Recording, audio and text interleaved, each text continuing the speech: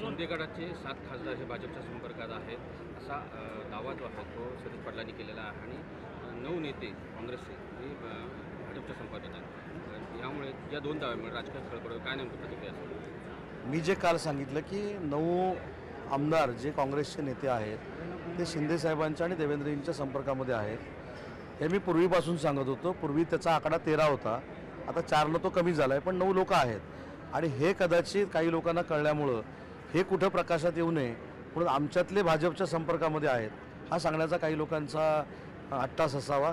आमचं कोणी कोणाच्या संपर्कामध्ये नाही।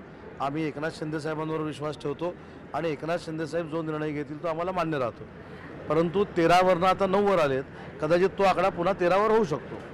बच्चू कडूंना या ठिकाणी आजच्या सभेचं निमंत्रण नव्हतं, त्यामुळे बच्चू कडूंना आजच्या महायुतीच्या पत्रकार परिषदेचं निमंत्रण नव्हतं एका ठिकाणी येण्यासंदर्भात, तेव्हा त्यांनी नाराजी व्यक्त केलेली पाहायला मिळते बच्चू कडू। मला माहीत नाही त्याच्याबद्दलचं काय, परंतु बच्चूभाऊ हे आमचे घटक पक्षातील आहेत, माझे देखील अतिशय जवळचे सहकारी आहेत।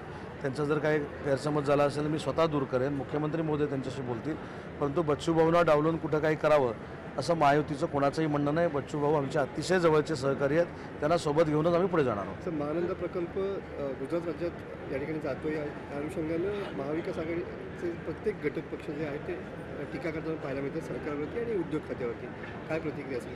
हे महानंदाचा आणि उद्योग खात्याचा काय संबंध? नाही सॉरी, उद्योग खात्यामध्ये एकंदरीत सरकारवरती टीका करताना पाहायला मिळतात। नाही, परवा ती पाणबुडी कुठंतरी काहीतरी झालं त्याच्यावरनं देखील उद्योग खात्यावर टीका झाली। मला असं वाटतं की माझं उद्योग खातं एवढं प्रकाश झोतामध्ये आहे, महाराष्ट्रामध्ये कुठेही खूट जरी झालं तर ते उद्योग खात्यामुळे होतं आहे हे जे विरोधक सांगतात, त्याच्यामुळे आमचं विभाग जो आहे, आमचं खातं जे आहे हे चांगल्या पद्धतीनं चाललं आहे असं मला वाटतं।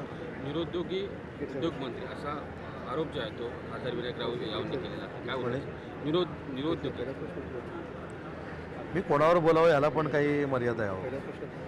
ज्यांना माझ्या मतदारसंघातनं मी 70,000चं मताधिक्य दिलं ते जर माझ्यावर टीका करत असेल त्यांच्यावर काय बोलावं, सोडून द्यायचे विषय।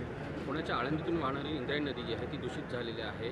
पिंपरी चिंचवड या भागातून जे कंपन्यांचं पाणी जे आहे ते या भागात जाते असा आरोप तिथल्या ग्रामस्थांनी केलेला आहे आणि अनेक वेळा प्रयत्न करून देखील तिला त्यांना न्याय मिळाला नाही। काय एक महत्त्वाची बाब त्याच्यामध्ये सांगतो की इंद्रायणी नदी जी आहे ती पूर्ण साफ करावी हा प्रस्ताव स्वतः मुख्यमंत्री महोदयांनी वारकऱ्यांशी चर्चा करून मला आदेश दिलेले होते। मी याच्यावर 3 बैठका घेतलेल्या आहेत। जवळजवळ 2,500 ते 3,000 कोटीचा हा प्रकल्प आहे, त्याच्यासाठी PMC आम्ही नेमलेला आहे। इंद्रायणी नदी ही फक्त पिंपरी चिंचवडमध्ये जा अशातला भाग नाही, लोणावळ्यापासून ती सुरू होते आणि अशा अनेक शहरांमधून ती जाते। त्याच्यामुळं पुणा प्राधिकरण असेल, पिंपरी चिंचवड महानगरपालिका असेल आणि MIDC असेल असं संयुक्त प्रकल्प आम्ही राबवतो आहे, ज्याची किंमत जवळजवळ 2,500 ते 3,000 कोटी रुपये आहे आणि त्याचा PMC नेमला आहे। येत्या 3 ते 4 महिन्यामध्ये आचारसंहिता संपल्यानंतर त्याचं टेंडर देखील होईल, पण हा 3 वर्षाचा प्रकल्प आहे।